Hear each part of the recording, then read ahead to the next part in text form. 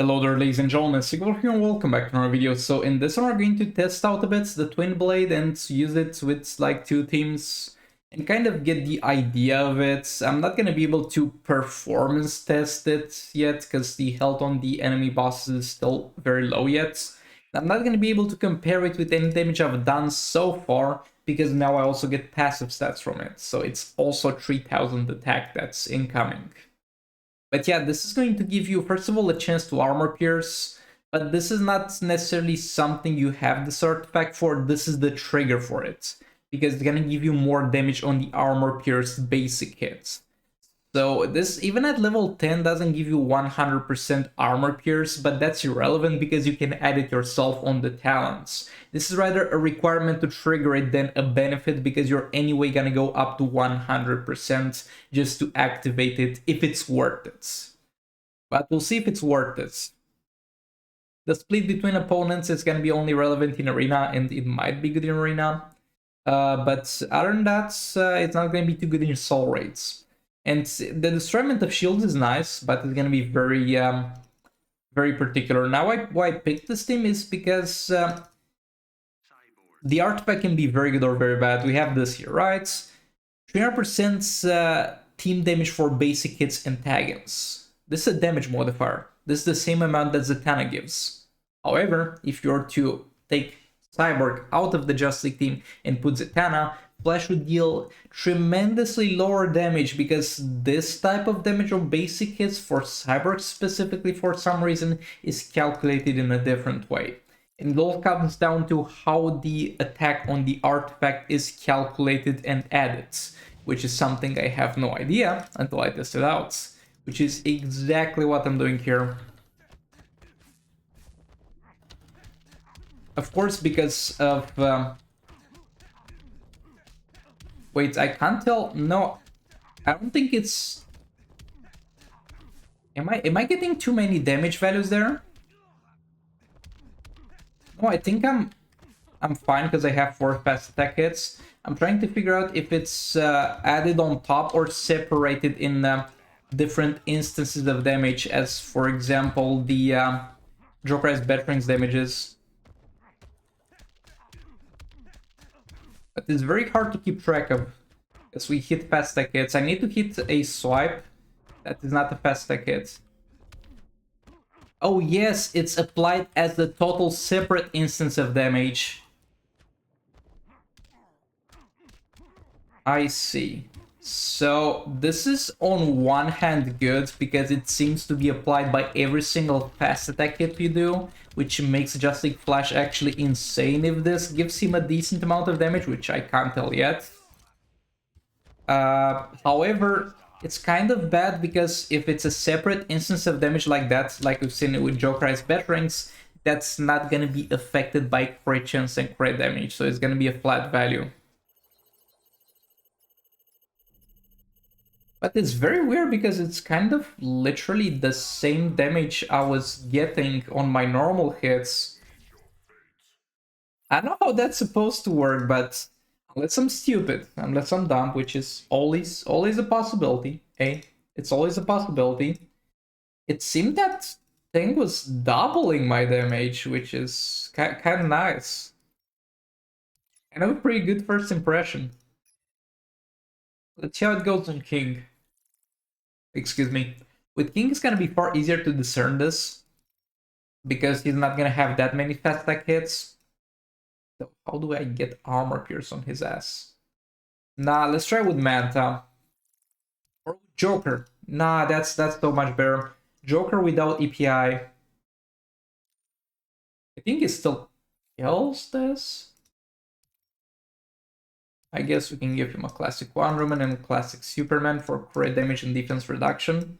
But yeah, the thing with Joker is, back in the day for like league raid purposes, I have armor pierce on his talents. So my purpose right now is to try it on characters that can trigger the armor pierce without a problem. Because if this is good, I'm just gonna add armor pierce on every single character that I want to use this on anyway. So I'm giving it the best scenario possible. Let me take a look at the talents. Yeah, we good. We definitely good. Yeah, let's try to kill this man. as I said, it seemed to literally double my damage. And while the additional damage is not affected by crits and lethal, it is in a way affected, as it depends. I think it depends on the damage. Yeah, it depends on damage normally. There's no way it doesn't. Those values are so damn weird, but they seem pretty good. They actually seem pretty good, unironically.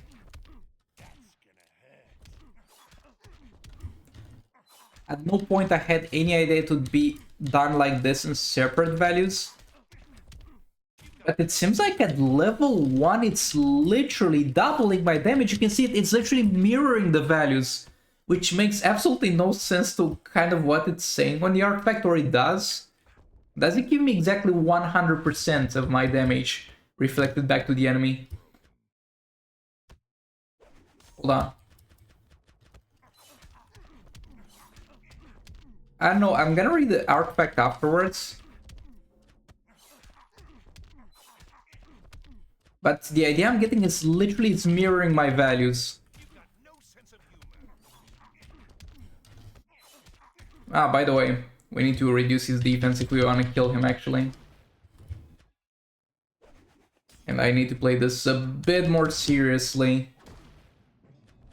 Again, it will be crap for League of Anarchy if it's like this. It will be absolute crap for the League of Anarchy if it works like this. Like Joker is not gonna have a good time or long-term relationship with this artifact. And I might not even kill this man here. But generally speaking, this is gonna be insanely good on like the Batman Ninja team.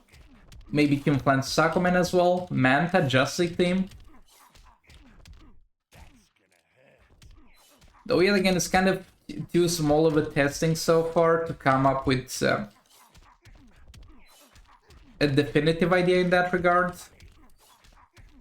But so far it looks extremely promising. Like, extremely promising. Even better than Joker's Veterans. Because keep in mind, this is level 1. And at level 1 it's legit mirroring your damage without having the requirement that Joker's Veterans have to use a special on the enemy. It has the requirements to have armor pierce, which is something you can prepare ahead of time.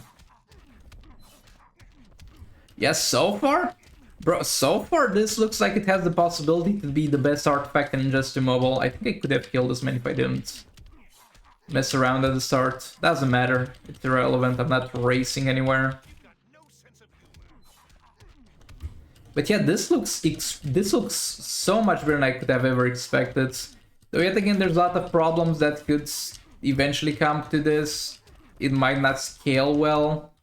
Keep in mind you have to give up Dark Metal cards or Crown to use this. Their damage is gonna be a bit lower because of that, so this has to make up for it. It's definitely a weird artifact. Kind of evaluate, but it seems like it has huge potential. Let me read that again. Let's get back in the roster and see how much damage is it exactly giving me. Because if that says 100, because I don't remember, but if that says 100, it's real good how it's calculated.